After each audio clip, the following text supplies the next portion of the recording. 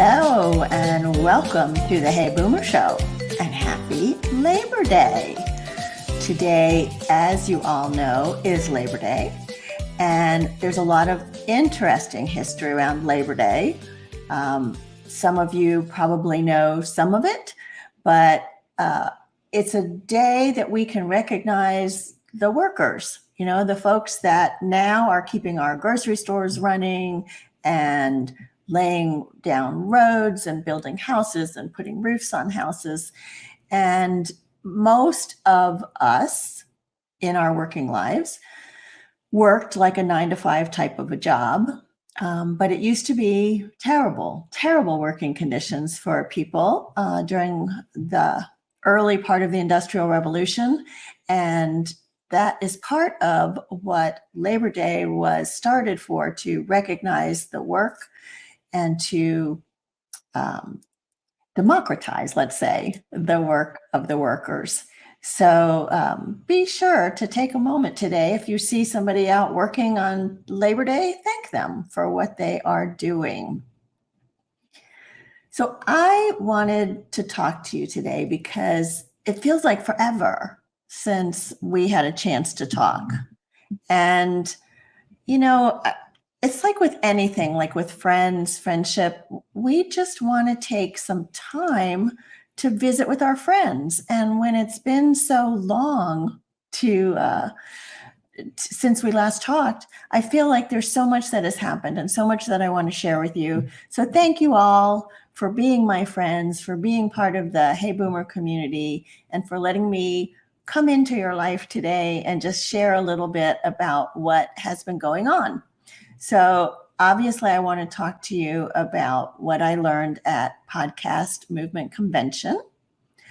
I want to talk to you about the listener survey and some of the responses that I got from there. I want to share just a little bit about Aspen and the beauty of Aspen. And I want to talk a little bit about gun violence because, man, we have had a lot of that over the past weeks or so. So that's sort of my agenda. I have made some notes. It probably will be a little bit freewheeling today, but I did make some notes so that I don't, just rattle on forever. But if you have questions or comments, I'd love to hear from you. Those of you who are listening live, please put them in the chat and let's just chat. So, Podcast Movement Convention. I learned that it is the largest podcast convention in the United States. And I think they said in the world, but I'm not going to swear to that. So I will say at least in the United States. There were thousands of people there. And when I left Greenville at 3:00 in the morning, it was just a week ago, Monday, 2 weeks ago, Monday. It was just, it was a long flight. I went from here to Atlanta to Denver, very close connection in Atlanta. So my bag did not make the connection. I got to the airport and they said it would be on the next flight. And I thought, what the heck, I'm just going to wait for it. It was only another 30 minutes and I was tired and it was like reasonable to wait for it. So the bag came. And then found my way to the train that then took us to where the shuttle for the hotel would pick us up. And by the time I got to the hotel, first of all, I was exhausted. But second of all, there were thousands of people milling around. And this hotel was enormous and kind of in the middle of nowhere. You were pretty much trapped in the hotel. There was no, Chili's or Applebee's or anything close by that you could walk to get a meal outside of the hotel. You were in the hotel. Anyway, I got up to my room and I said, okay, I'm just going to lie down for a little while. I really don't want to go down and face this crowd. I was feeling nervous. My mind was going around and around going, Wendy, you're crazy to be here. You're going to be the oldest one here. You're not going to find anybody to relate to. This is going to be an expensive boondoggle. Why did you come? And my mind was really doing a number on me. So I laid down and took a little rest, and then decided, okay, I'm here. I got to go check this out. So I took a shower so that I would feel a little more refreshed, took a big breath, kicked myself in the butt and said, get out of your room, go downstairs. So I'm telling you this story because I think a lot of people look at me and go, oh, Wendy, she's so brave. She just like moves forward. No, sometimes I have to kick myself in the ass to move forward. I get scared of things too. So I did go downstairs and I went to the convention floor where they were busy setting up all the vendor booths. And there was a couple walking around there. She was maybe 5 feet tall, and he was probably 6 foot something. And we just chatted a little bit. She introduced herself. Her name was Lisa. And then she introduced him as her husband. His name was Beowulf. Yes, Beowulf. And they were podcast producers. They did editing and, helped people put together their shows. So I was like, okay, well, there you go. I've met somebody now. And I had time to kill, but I had done something brave that also had me shaking in my boots. And that was that I had set up an unofficial meetup for people over 55 who are podcasters. And we were going to meet by this coffee shop.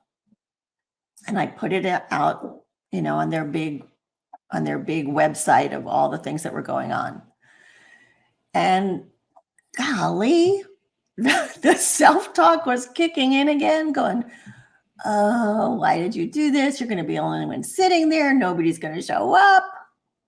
So I was wrong. We had about 10 people who were over 55 podcasters show up and sat in this big circle. And we all were like just so thrilled to meet each other and to talk about what we were doing as podcasters and to know that there were others like us out there. And not only were we so happy to meet, but somebody else in the group decided to set up another meetup for the next day. And we have now all decided that we are going to have a group that meets monthly to hold each other accountable and to learn from each other and to help promote each other's shows, because we are all covering a whole lot of different stuff. So for instance, some of the people that I met and some of the shows they have, I met a man named Hoyt Presock, and Hoyt has a show called Behind the Swipe. There's Bumble, I think it is, for dating, and you swipe left or you swipe right. And so Hoyt's show is to talk about dating again in your 40s, 50s, 60s, and beyond. I met Denise Gliwa, and Denise has a show called Bite Your Tongue. And that is about adult children and parent relationships and some of the strategies for making those as smooth as possible and some of the pitfalls that we all step into at times because we love our kids, but sometimes we say the wrong thing because their reality is very different than what our reality was when we were being young parents. I met somebody else named Heike Yates. Heike is from Germany, and her podcast is called Pursue Your Spark. And she specializes in helping women over 50 ignite their spark to get active, eat better, and have more energy daily. There were a couple of people there as co-hosts. One of them was Jill McCausland and Chris Brown, and they have a show called Fit Strong Women Over 50. And I'm actually going to be on their show in a few weeks. And Jill and Chris met through work when both of them had turned 50 and said, you know what, I need to start getting into shape. And so they've been doing their podcast for quite a while now. I don't remember exactly how long, but they talk a lot about exercising and eating right, and the positive mindset and the benefits of living a healthy lifestyle. There was Betsy Wiersma. Betsy has a podcast called Underwired with 3 other co-hosts, and their description says, join Lindsay, Sunny, Betsy, and Shay as they share personal life moments that uplift and support women all over the world. Yes, Underwired, as in your underwire bra. They are a fun group of people. Another co-hosts were Becky and Bill, and they have a show called Catching Up to Fi, and that is for people who reach 50 and they suddenly go, oh, darn, or maybe more than that, because they suddenly realize, I haven't saved enough to retire, and what am I going to do now? And so Becky and Bill address that. They have a very large Facebook group too that has helped them grow their podcast. Just 2 more. There's one called the Dwanderful Real Estate Podcast. And it's called Dwanderful because the host is Dwan Bent Twyford. And she talks about real estate investing with kind of a funny twist. And then the last one is a woman named Therese. She also has 2 other co-hosts. Her show is called Boomer Meets World. And they talk about, well, the co-host, let's see, Therese is the boomer, and then there's a millennial and there's a Gen Z, and they talk about the differences in the different generations and the different outlooks and try to build bridges of communication. So as you can see, we all talk about lots of different things, and it was just so exciting to meet other people in this space, as well as not just podcasters, but researchers and audio companies and podcast editors and people that promote. There was a lot of people that, looked like us boomers there at Podcast Movement. So that felt good. I also learned that YouTube, surprisingly, is now the leading place people go to listen to podcasts. So some people still just put audio out there. And I don't know if you know this, but YouTube just recently started their podcast channel, like within this year.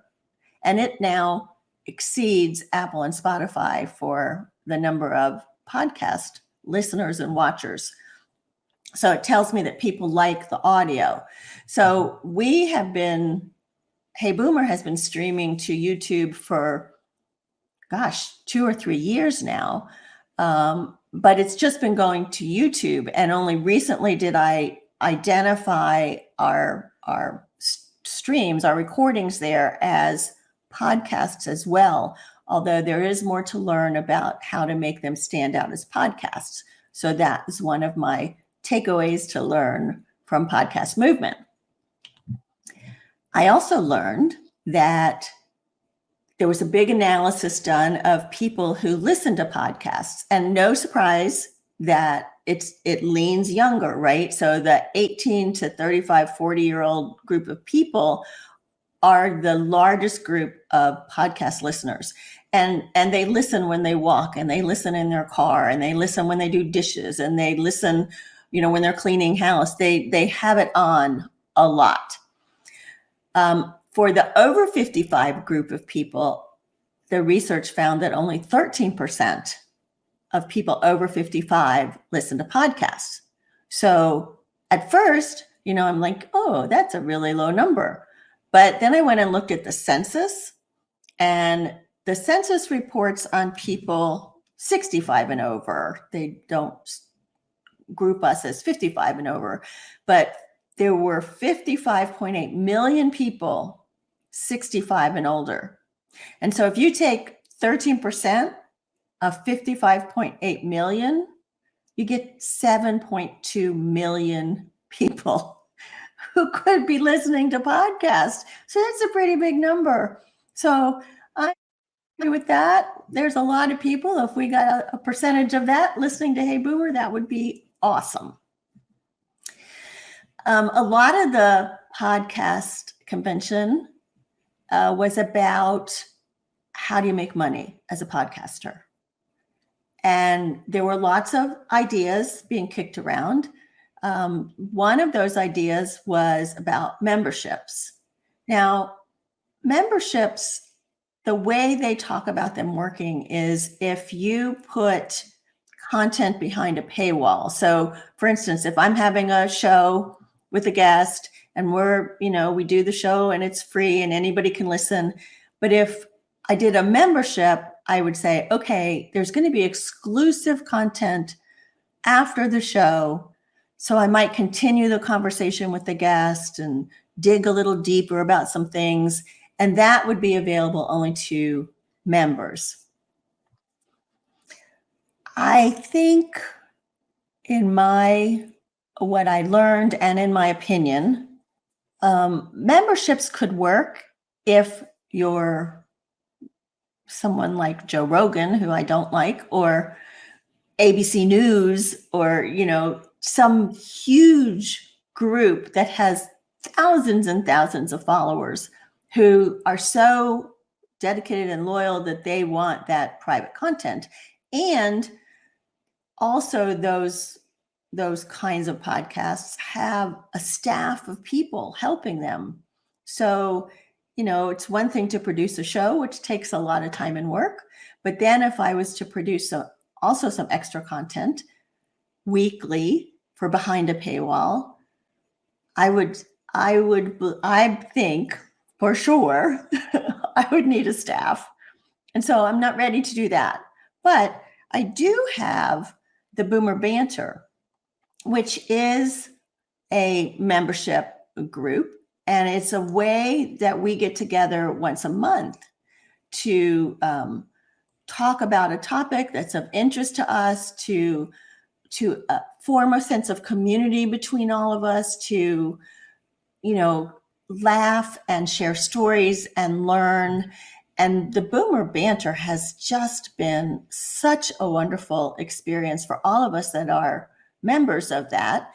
And in order to become a member of the Boomer Banter, you would go to buymeacoffee.com/heyboomer0413.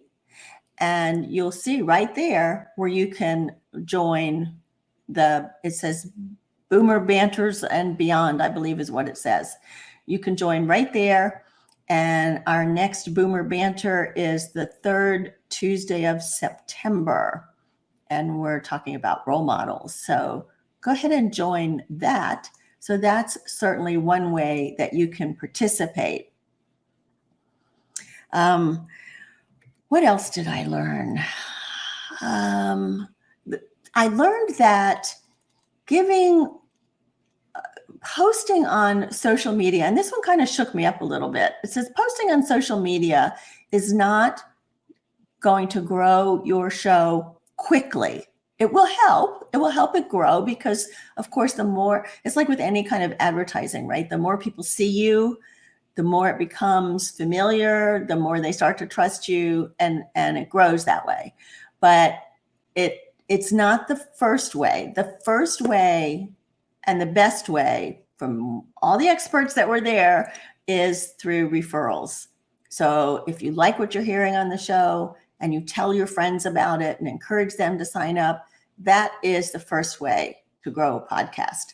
And, it's not so much because I need to grow it for, my personal ego feelings or anything. It's because I feel like what we are talking about on Hey Boomer is so useful and so relevant to so many people. I mean, there was an article this week by David Brooks, I don't know if y'all saw it, about how much difficulty people are having moving into this next stage of life. So much so that schools like Harvard, Stanford, and Notre Dame are offering year-long programs to help people move into this next stage. I was a speaker at the University of Colorado at Denver. They have a 14-week program called Changemakers to help people move into this next stage. I would really like to put something like that together here in Greenville. We have several universities here. If anybody wants to help me with that, I think it is so useful and so important to help people have that healthy transition into what's next. So the number one is referral. So tell your friends. The number two is guesting on other podcasts. And that is something that I have done, will be doing more of. That will be part of the strategy going forward. And of course, co-promoting each other's shows. So, as I'm on other people's shows, or if something that we're talking about on our show that relates to another show, certainly giving them a shout out is a good thing. And then finally, listener reviews and comments on Apple and Spotify. On Spotify, you can do a review, like a rating. You can do 5-star rating. But on Apple, you can also put a comment. And I was checking this morning, and there was this lovely comment from Chris Brown. And she says, "Thanks for the inspiration and fun. Keep these episodes coming. I'm going to keep remembering that we're never too old to set another goal or dream a new dream. Thanks, Wendy." And I say, thank you, Chris. So if you have a chance, go out to Apple or Spotify and give me a rating and leave a comment. I always love to see your comments. But now I want to talk to you about the listener survey. And hopefully you all took part in that. It really was amazing. I posted it a few weeks ago to Facebook, LinkedIn, and Instagram. And as part of the post, I offered a $50 Amazon gift card to one person. I was going to draw one name. And I signed up for this app called Typeform, figuring, 100, I'd get 100. And then I woke up a morning or two after I posted it, and there were like a series of emails. You're about to reach your limit. Oh, we're upping your limit. And then, oh, you're about to reach your limit. We're upping your limit. We got 615 responses to that survey. Amazing. And not everybody included their email address, but I was able to add close to 600 email addresses to the mailing list. Another amazing thing. Now, some of the submissions were bogus, and that's okay. People were just submitting to, I don't know why. They just wanted to submit, because with a bad email address, they weren't going to get an Amazon gift card anyway. But as far as I can tell, a little over 300 of the responses were useful comments from people who had seen or heard Hey Boomer. So that's a lot of comments to go through. I'm very excited about it. And I can give you some high-level results, because there's going to be a lot of work digging through all of that. But high-level results, when we asked, how did you hear about the show? 29% said they heard about it on social media. Well, we just said that's not the number one way, but that seemed to be the number one way here. 22% said they found it through a podcast app, like if you go on Apple and you start searching for Boomer, and it would come up. Or they found the YouTube channel. 15% said they found it as a recommendation from a friend or a colleague. So that's a nice number.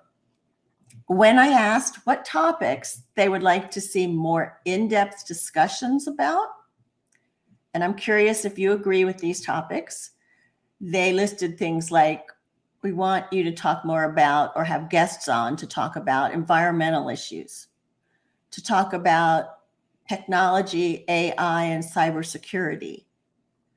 A lot of interest in cultural diversity and intercultural communication. There was interest in family relationships, health and lifestyle, and intergenerational communication and social justice concerns. Those were the top categories that I saw that people were interested in talking about. Of the respondents, 53% were female and 44% were male. And when I asked, what platform do you spend the most time on? 39% are on Facebook, 27% on LinkedIn, 25% on YouTube, and only 8.5% on Instagram. So I will probably stop worrying about Instagram so much and really focus on Facebook and LinkedIn. I think LinkedIn has a big market for people that are soon to be retired or that have recently retired, but are still, it's a networking platform. So it's still a way to stay connected. If you're looking for, say, a side gig, or you're looking for volunteer opportunities, or you're looking for ways to consult with other people. So LinkedIn is still a very viable platform. And of course, as we know, more boomers are on Facebook. And that is still my number one platform that I will be posting on. And we have our Hey Boomer, What's Next private group on Facebook, which I also will be working on growing and putting more relevant content on that. So that's some of the takeaways from the listener survey. Aspen. Okay, so this week has been, or this month has been crazy with all of the travel this summer. And so after the podcast movement convention, I decided to go to Aspen for a couple of days to visit my cousin. And I decided to take the train. I have never taken a train ride before, and it was glorious. I mean, comfortable seats, easy on and off, fabulous scenery. Besides the seats that we had in the regular train car, there's also another car with great big plate glass windows that you just watch the scenery go by, and there's like a little snack bar there. I didn't go to the dining room, but they also have a dining room. It was glorious. I didn't take it back because one of the challenges with trains is that things happen on the track. And so there was some kind of freight train that got in the way when my train was already all the way in California, and it would have been 4 hours late getting me back to Denver, which would have meant a problem catching my flight. So I didn't take the train back, but I took it there. And Aspen, if you've never been to that part of Western Colorado, I encourage you to go to Aspen. And what else is out there? I'm trying to think of the other names there. I went to the John Denver Memorial Park. It's just, everything is gorgeous.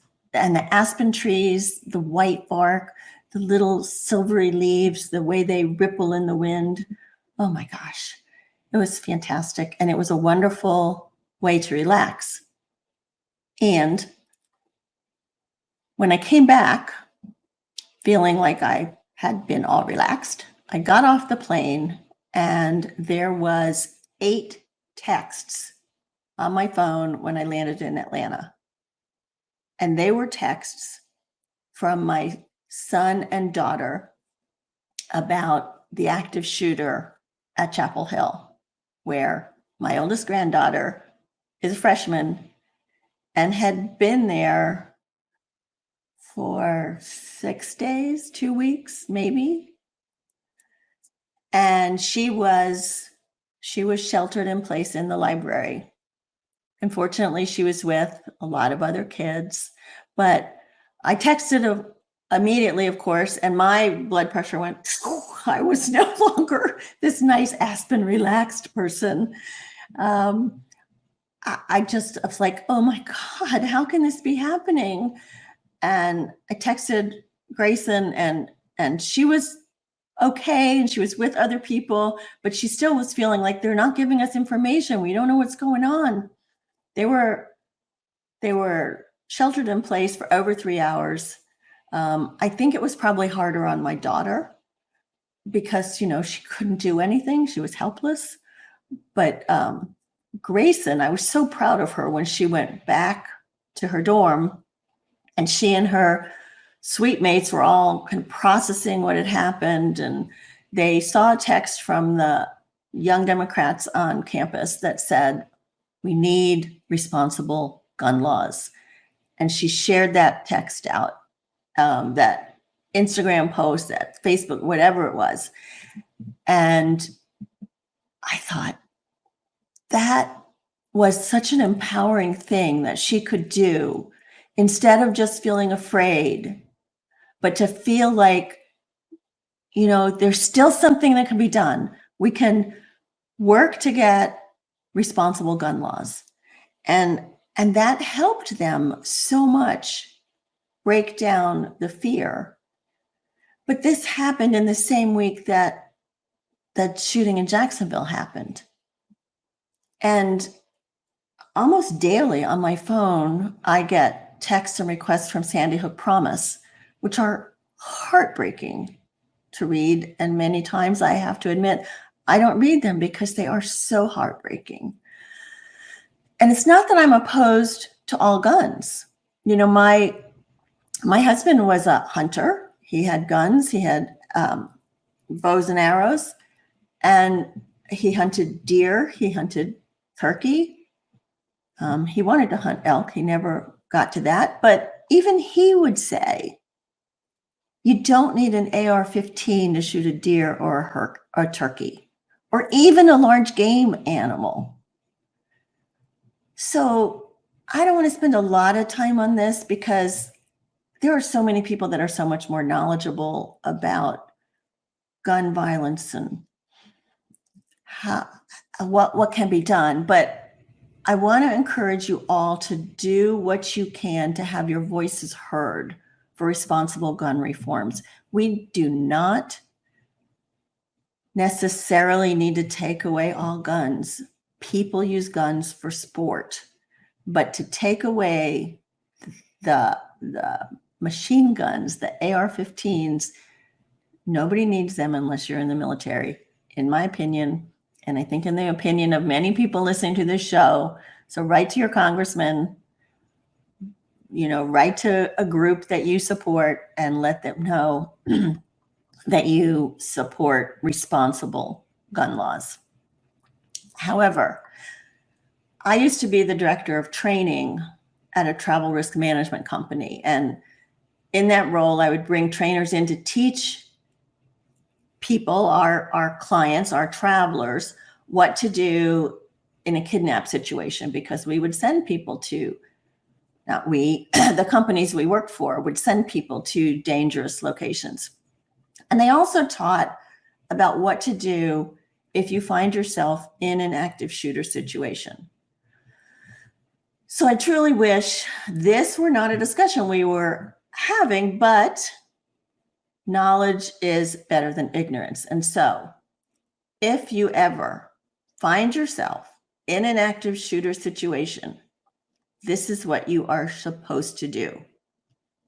First, run if you can. If you are not in the direct line of fire, get out. Wherever the exits are, leave the building, leave your belongings behind, just get out.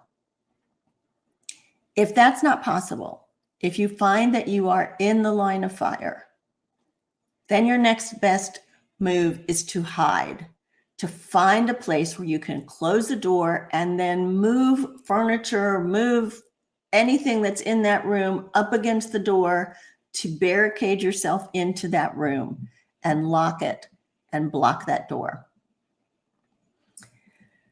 And turn off your cell phones and stay quiet. And finally, once you get the all clear and the law enforcement is there and they're telling you you can come out with your hands up. You do not want to stop and chat with them. You do not want to hug them. You just want to come out with your hands up and follow their directions and their instructions to get out of the building. They will be continuing to look to see if there are any other active shooters in there. They're just trying to get you out. So that's the kind of stuff we used to teach. Sorry that I had to say that, but I felt like that was the responsible thing to do. But I don't want to leave you in a down note or feeling stressed or anything. So what I decided to do is I'm going to answer one of the questions that came in on the survey, because part of my survey was If you could ask me anything, what would you ask me? So this question came in. It said, will there be a follow-up plot? I hope I can see the following story. Not sure that listener actually listened to the show, but I will answer it this way. The story of Hey Boomer is evolving. We are into year 3 of this story. Who knows what year 4, 5, and 6 will bring? I hope it will bring us closer because you, Hey Boomer listeners, followers, community are so special to me and so important to me. And you give me my sense of purpose every day. So I'm so grateful for you. I hope our community of evolving adults keeps growing. And with that, for the month of September, I'm going to be focusing on the family. Okay, so next week, September 11th, we will be talking to my friend, Nikki Davidson. Nikki is someone who helps you declutter. So something most of us, or at least I, can use help with. And we will talk about the personal decluttering, but this is also something you want to do so your children or loved ones will not have to do it after you're gone. There is so much we can learn from Nikki. And then the following Monday, the 18th, I'm going to be talking with Barb Clocko. Barb is a fellow Rhodes Scholar traveler and Windjammer cruiser. We met on the Windjammer cruise and our grandsons really bonded. And we're going to talk about the joys and challenges of traveling with grandchildren. And then at the end of September, on the 25th, I'll talk to psychologist Josh Coleman about family estrangement. This is a tough topic, and it can affect relationships deeply. It does affect relationships deeply. And unfortunately, it is something that touches many families. So that will be an important conversation. So thank you so much for being part of the Hey Boomer community. And as always, I like to remind you that you are never too old to set another goal or dream a new dream. My name is Wendy Green, and this has been Hey Boomer.